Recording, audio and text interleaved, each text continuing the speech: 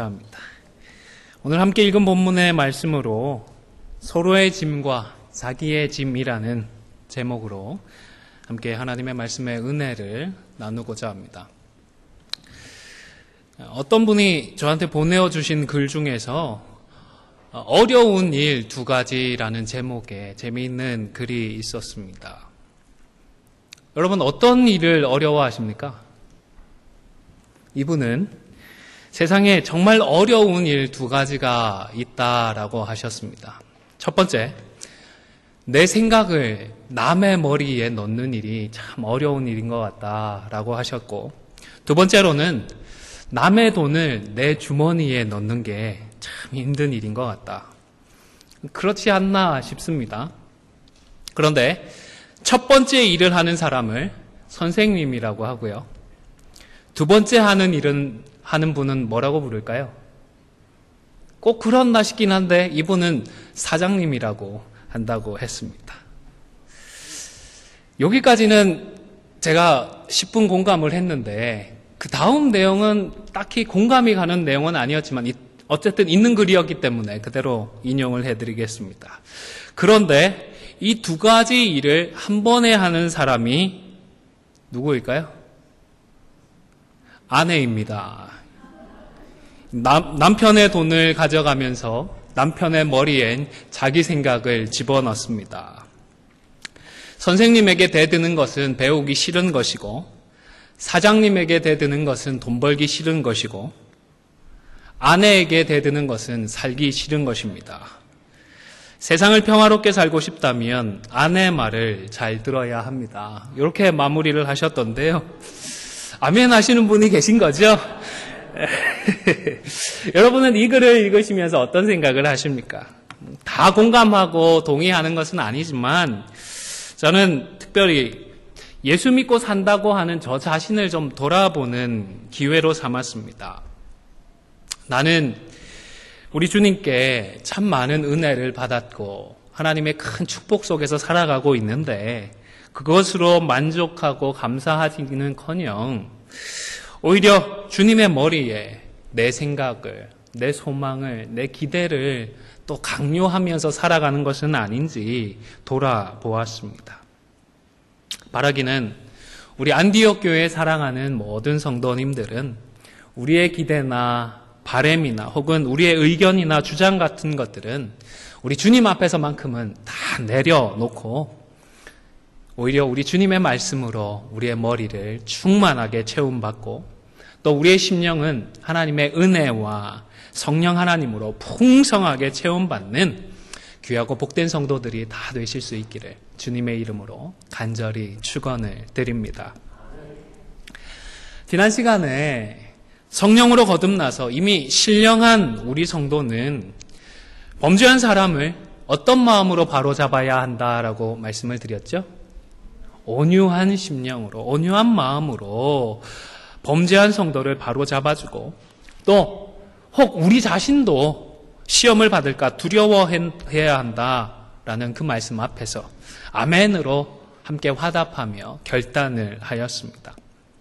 사실 다른 누군가가 범죄했다, 실수했다, 잘못했다라는 소식을 듣거나 또 더 나아가서 억울하게 그런 피해까지 내가 겪게 되는 경우에는 우리가 엄청나게 분노하기 쉽습니다.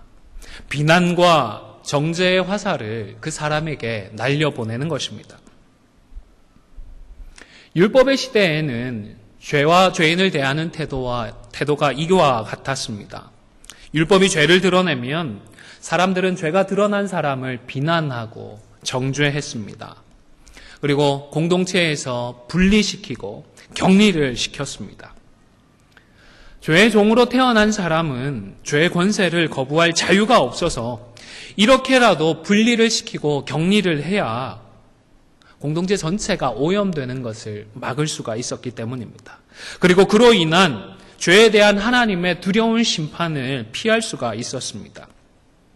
물론 사람들은 꼭 이런 이유로 다른 사람을 비난하고 정죄하는 것은 아닌 것 같습니다.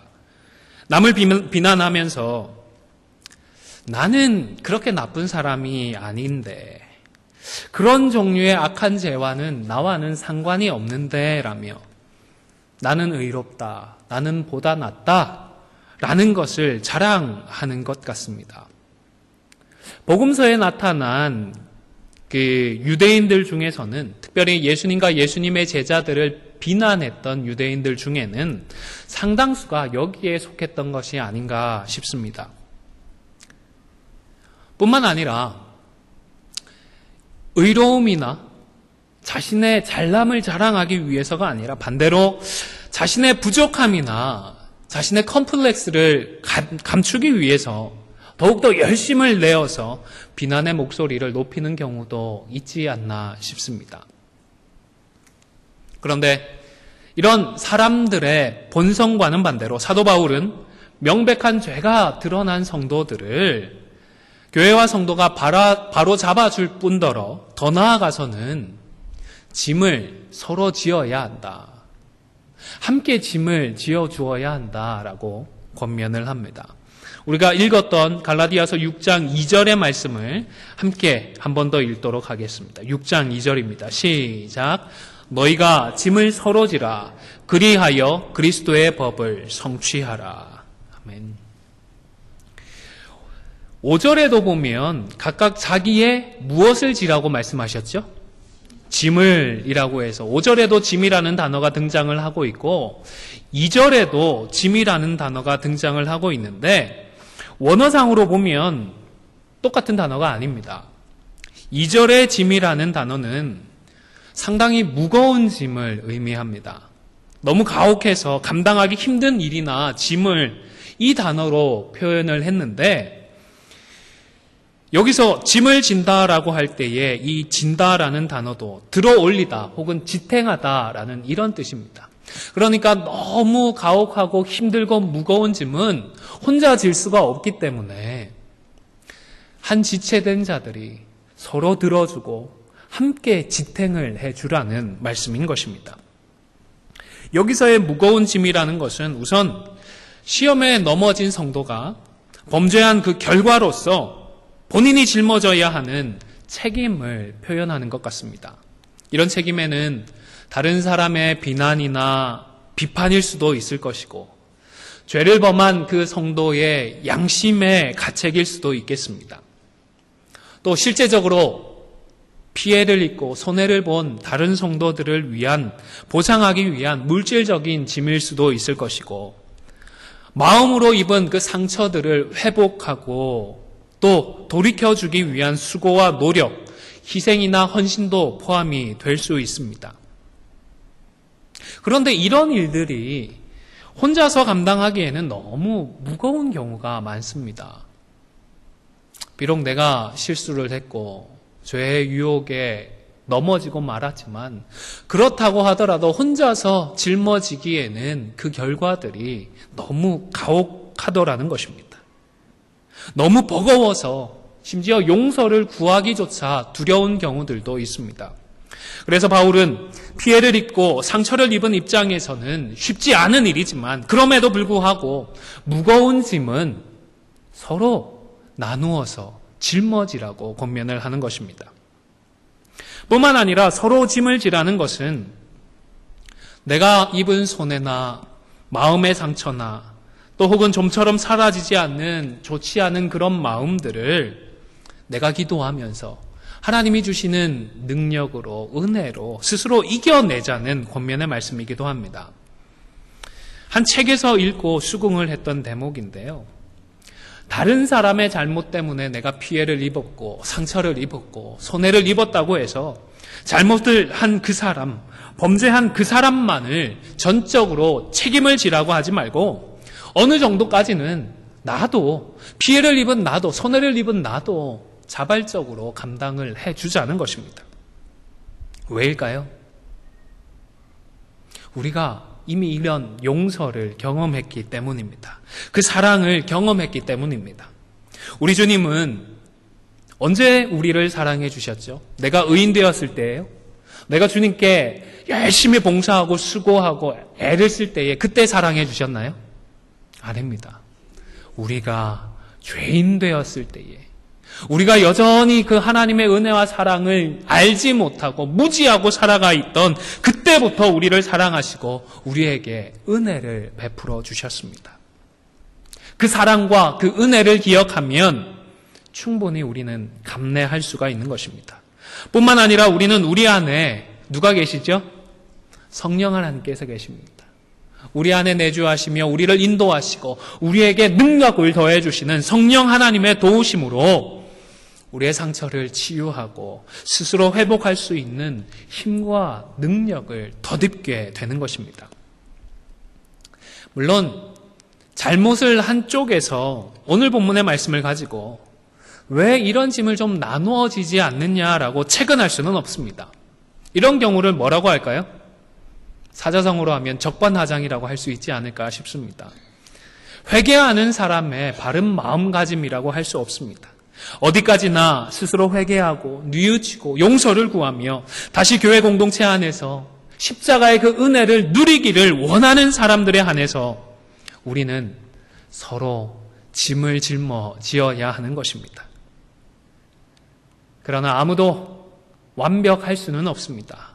아무도 완전할 수는 없습니다. 어제까지 내가 잘해왔다 하더라도 오늘 내가 넘어질 수 있습니다. 내가 물질적인 부분에서는 특별히 강한 저항력을 가지고 있지만 명예와 관련해서는 한없이 약해질 수도 있습니다. 우리는 인간입니다. 하나는 잘하지만 다른 하나는 잘하리라는 보장이 없습니다. 그래서 우리는 그 무거운 짐을 서로가 함께 짊어져야 하는 것입니다. 무엇보다 우리는 이 땅에서 사단 마귀의 세력과 영적인 전쟁을 하루하루 치열하게 벌이며 살아가고 있는 자들입니다. 혼자서는 승리를 장담할 수가 없습니다. 지치고 낭망하고 넘어지고 쓰러지는 순간이 찾아올 수 있습니다. 그런데 혼자서는 좀처럼 일어설 용기나 힘을 내기가 어려운 것입니다. 그러나 우리는 서로가 서로의 짐을 나누어 질 수 있습니다. 믿음의 방패를 서로 잇대어 들고서 마귀의 화전을 막아내듯이 우리는 서로의 짐을 나누어 지며 이겨내고 승리할 수가 있는 것입니다. 성도 여러분, 주시는 이 말씀대로 우리의 무거운 인생의 짐들을 서로 나누어 짊어지는 저와 여러분이 다 되시기를 주님의 이름으로 축원을 드립니다. 두 번째로 그리스도의 법을 성취해야 합니다. 짐을 서로 지라고 말씀을 하셨는데 이것은 우리 성도의 최종적인 목표나 목적은 결코 아닙니다. 짐을 서로 지는 것을 통하여서 우리는 그리스도의 법을 성취해야 합니다. 그렇다면 그리스도의 법은 무엇을 의미할까요? 그 의미를 찾아보기 전에 우선 성경에 나타난 몇 가지 법들을 먼저 확인해 보겠습니다. 부정적인 의미에서 죄와 사망의 법이라는 것이 있습니다. 이 법은 십계명의 돌판처럼 명문화된 법 체계가 있는 그런 법은 아닙니다. 일종의 상징적인 표현이라고 이해를 하셔도 되겠습니다. 죄 가운데 잉태되어 죄 가운데서 태어난 사람은 죄를 지을 수밖에 없고 그래서 죄에 대한 벌로서 심판으로서 죽을 수밖에 없다는 것입니다. 물론 타락 전의 인간은 죄의 유혹에도 불구하고 죄를 짓지 않을 수 있는 자유가 있었습니다. 죄와 싸워서 이겨내고 승리할 수가 있었습니다. 그러나 안타깝게도 아담과 하와는 그들에게 허락되어진 그 자유를 오히려 죄를 짓는 데에 사용하고 말았습니다. 그 후로 죄 가운데 태어난 모든 인간은 죄를 지을 수밖에 없고 그래서 죽을 수밖에 없는 것입니다.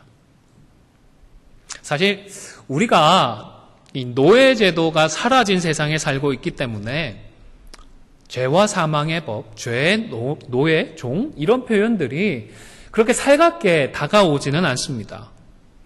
아버지가 종이었다고 왜 아들, 딸이 또 종이 되어야 하지? 왜 하필 종이고 노예야? 이런 생각을 할 수 있을 것이다 싶습니다. 그러나 우선적으로 이런 설명은 노예 제도가 일반적이었던 세상에서 특별히 모세오경은 누구에게 먼저 주어졌죠? 출애굽한 이스라엘 백성들에게 주어졌습니다. 그들은 어떤 상태에 있었나요? 애굽의 종으로 있다가 해방을 경험한 사람들입니다. 종이 무엇인지, 노예가 무엇인지, 아버지가 종이면 아들이 노예라는 것이 무슨 의미인지 정말로 잘 알고 있던 그런 사람들이었습니다. 이런 출애굽 1세대들에게는 종과 노예에서의 자유가 무엇을 의미하는지 얼마나 명명백백했겠는지 우리가 염두에 둘 필요가 있다 싶습니다. 그리고 이들을 통하여서 그 후대에 알려진 또 다른 법이 있습니다. 율법입니다. 여러분, 율법의 우선되는 기능이 무엇인지 잘 아시죠? 로마서 3장 20절 화면을 보시면서 함께 읽도록 하겠습니다. 시작. 율법으로는 죄를 깨달음이라. 율법은 죄를 깨닫게 합니다. 율법이 있기 전에 세상에는 죄가 있었나요? 없었나요? 있었습니다. 그러나 사람들은 그게 죄라는 것을 알았을까요? 몰랐을까요? 몰랐습니다. 로마서 5장 13절의 말씀도 같이 읽도록 하겠습니다. 시작. 죄가 율법 있기 전에도 세상에 있었으나 율법이 없었을 때에는 죄를 죄로 여기지 아니하였느니라. 같은 맥락입니다. 율법이 있었기 때문에 사람들이 죄를 깨달을 수가 있었던 것입니다. 신약 성경에서 예수님께서 율법을 지키지 않는다고 하도 욕을 많이 먹었고 또 율법의 완성자로 오신 우리 주님께서 무엇이 참된 율법인지를 설명하기 위하여서 적극적으로 율법주의자를 비판하셨기 때문에 우리가 율법에 대해서 자칫 부정적인 생각들을 가질 수가 있는데 율법은 나쁜 것인가요? 좋은 것인가요? 좋은 것입니다. 신령한 것입니다. 로마서 7장 14절과 8장 3절 전반부의 말씀을 같이 쭉 제가 화면을 보시면서 같이 읽도록 하겠습니다. 시작. 우리가 율법은 신령한 줄 알거니와 나는 육신에 속하여 죄 아래에 팔렸도다. 율법이 육신으로 말미암아 연약하여 할 수 없는 그것을. 율법은 신령한 것입니다. 문제는 율법이 아니라 누가 문제죠? 우리가 문제입니다. 우리가 육신이 연약하여서 이 그 율법의 참된 정신을 이해하고 거기에 순종하지 못하더라는 것입니다. 신령한 율법이 허락되었지만 육신이 연약하여서 할 수 없다는 것이 문제였습니다. 분명히 죄를 알고 죄를 짓지 않아야 하는 것도 아는데 사람들은 죄를 짓더라는 것입니다. 죄의 유혹을 지켜내지 못하고 넘어지고 말더라는 것입니다. 구약 성경 전체가 이 사실을 여실히 보여주고 있지 않습니까? 그래서 하나님은 우리에게 최종적이고 새로운 법을 허락해 주셨습니다. 바로 지금 바울이 말하고 있는 그리스도의 법입니다. 신약의 다른 표현을 빌리면 생명의 성령의 법이라고도 표현할 수가 있겠습니다. 이것은 십자가를 통하여서 우리 예수님께서 먼저 성취해 주신 법입니다. 그리고 십자가를 경험한 우리 성도들이 이제는 주님을 따라가면서 성취할 수 있는 사랑의 법입니다. 사랑으로서 생명을 구원하며 살아가는 것입니다. 물론 이 그리스도의 법 역시 우리의 지식이나 의지만으로 성취하고자 한다면 이룰 수는 없습니다. 왜냐하면 구약의 이스라엘 백성들이나 지금의 우리나 본성상에는 아무런 차이가 없기 때문입니다. 그러나 우리가 할 수 있는 유일한 차이이자 분명한 차이가 또 있습니다. 우리 안에 누가 계신다고요? 성령 하나님이 내주하십니다. 우리에게는 성령께서 내주하고 계시기 때문에 성령으로 우리가 충만하게 되어질 때에는 서로의 짐도 함께 나누어질 수 있게 되어지고 성령 충만할 때에는 서로 사랑함으로 그리스도의 법을 성취할 수가 있는 것입니다. 솔직하게 말해서 우리들은 신앙생활을 하다가 어느 순간부터는 이 정도면 된 것 아니냐, 이 정도면 좀 성취한 것 아니냐 착각하기가 쉽습니다. 주일 성수를 잘하고 헌금 생활을 잘하면 내가 기본적인 법은 잘 지키고 있으니까 뭔가 된 것 같고 그것으로 하나님께 인정받을 수 있을 것 같습니다. 남들보다 말씀을 더 잘 지키고 직분자로 임명까지 받아서 열심히 봉사를 하고 있으니까 이 정도면 뭔가 된 것 같고 하나님도 인정해 주실 것 같습니다. 그러나 이런 마음은 우리를 속이는 행동일 수 있습니다. 다른 일을 아무리 잘한다고 하더라도 서로의 짐을 함께 지탱하지 않고 서로 사랑함으로 그리스도의 법을 성취하지 않으면 그것은 속이는 것일 수가 있기 때문입니다.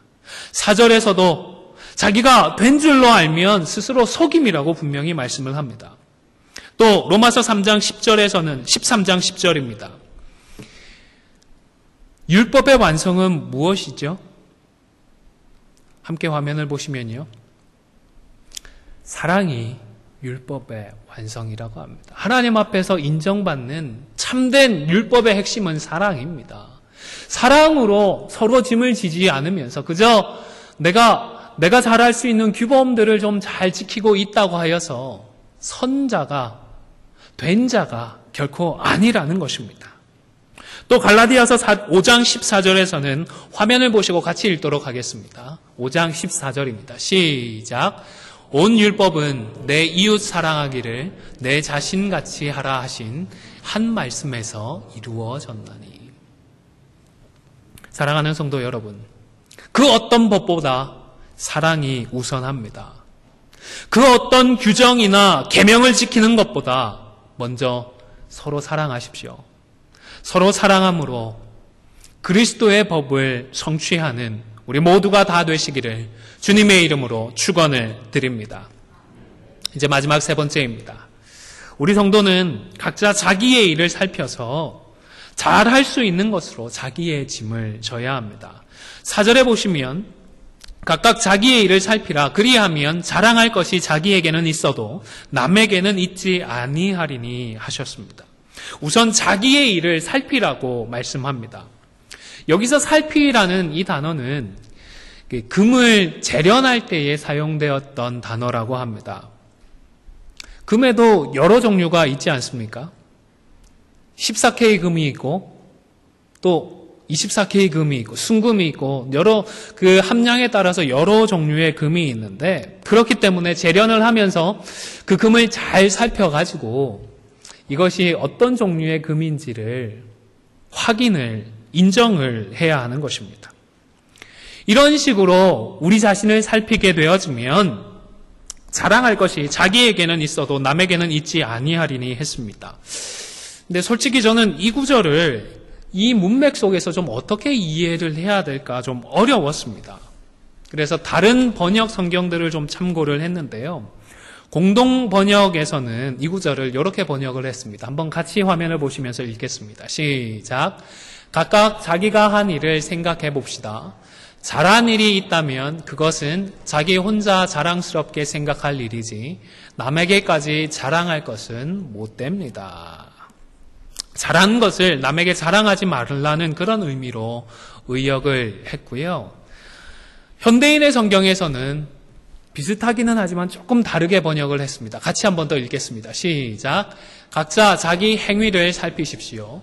그러면 남과 비교하지 않고도 자기 자신이 한 일을 자랑스럽게 여길 수 있을 것입니다. 여기서는 남과 비교하지 말고 스스로 좀 긍지를 가지라는 그런 의미로 의역을 했습니다. 영어 성경을 보니까 NIV 버전도 이 현대인의 성경과 같이 좀 비교적인 맥락에서 번역을 했었는데요. 저는 우선 자랑할 것이라는 이 구절을 잘할 수 있는 것 정도로 이해를 하는 것이 문맥에 제일 부합되지 않나 생각을 합니다. 잘하니까 자랑하는 것 아니겠습니까? 그러니까 우리 자신을 좀 잘 살펴보면 자랑할 수 있을 정도로 잘할 수 있는 것이 분명히 있는데 그것으로 정말로 자랑하지 말고 5절에 나오는 각각 자기의 짐을 질 것이다 라고 말씀을 하시는 것입니다. 나를 잘 살펴보면 다른 사람이 잘 할 수 있는 것 말고 하나님께서 선천적으로 주신 것이든지 아니면 후천적으로 주신 것이든지 간에 내가 혼자서 잘 할 수 있는 것들이 분명히 있는데 이런 것들로는 자기가 알아서 자기 일을 짊어지고 감당하라는 것입니다. 5절에서의 짐이라는 이 단어가 2절에서의 무거운 짐이라는 단어와는 다른 의미라고 앞서 말씀을 드렸습니다. 이 5절에서의 짐이라는 단어는 옛날에 과거 가시는 분들이 어떤 짐을 꾸리죠? 부산에서 한양까지 과거 간다 그러면 지게 소술에 짐을 잔뜩 싣고 가나요? 아니잖아요. 그냥 짐보따리 이렇게 딱 짊어배서 자기가 감당할 수 있는 그런 정도의 짐을 꾸립니다. 그런 짐을 5절에서 사용하는 짐이라는 이 단어로 표현을 했습니다. 한 사람의 짐꾸러미 정도를 이 단어로 표현을 했던 것입니다. 물론 우리말에 백지장도 맞들면 낫다라는 표현이 있기는 하지만 그래도 자기가 혼자서 무엇보다 하나님께서 능력을 주시고 은사를 주셔서 스스로 얼마든지 감당할 수 있는 일들에 대해서는 서로 나누어지거나 혹은 다른 사람에게 떠넘기지 말고 자기가 직접 감당을 하라는 것입니다.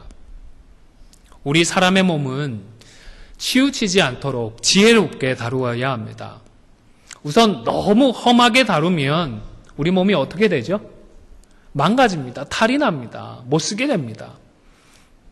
그렇기 때문에 소중히 다루며 내가 감당할 수 있는 분량들을 감당하며 할 수 없는 부분들에 대해서는 서로가 짐을 짊어져야 하는 것입니다. 그러나 반대로 너무 귀하게 여기고 너무 대우해주면 어떻게 되죠? 저처럼 배둘레에 햄이 붙게 됩니다. 살이 찌지 않습니까? 비대해지고 게으르지고 나태해지는 것입니다. 디모데전서 5장에 보면 과부에 대한 권면이 많은 분량에 걸쳐서 기록이 되고 있습니다. 그 당시에 과부라고 하면 교회가 도와주지 않으면 도무지 생존할 수가 없는 힘든 분들이었기 때문에 교회가 함께 서로의 짐을 짊어져야 했습니다. 그런데 과부의 그 교회 명부에 올려서 교회가 도와주어야 할 그 기준에 대해서 바울은 분명하게 그리고 많은 분량에 걸쳐서 자세하게 설명을 했던 것입니다. 왜냐하면 그냥 교회가 퍼주기만 하면 마음이 게을러지고 나태해져서 오히려 개인의 신앙과 생활에 마이너스가 되는 경우가 많더라는 것입니다. 그래서 디모데전서 5장 15절에 보면 심지어 이런 분들 중에서는 이미 사탄에게 돌아간 자가 있다라고도 무섭게 표현을 했습니다. 또 데살로니가 후서 3장 10절 잘 아시죠? 바울이 데살로니가 교회에 있을 때 이렇게 권면을 했었다고 합니다. 일하지 않고 교회의 도움만으로 살아가고자 하는 게으르고 나태한 성도들은 뭐도 하지 말라고요? 일하기 싫거든 먹지도 말라. 바울이 데살로니가 교회에 있을 때에 그렇게 권면을 했었던 것입니다.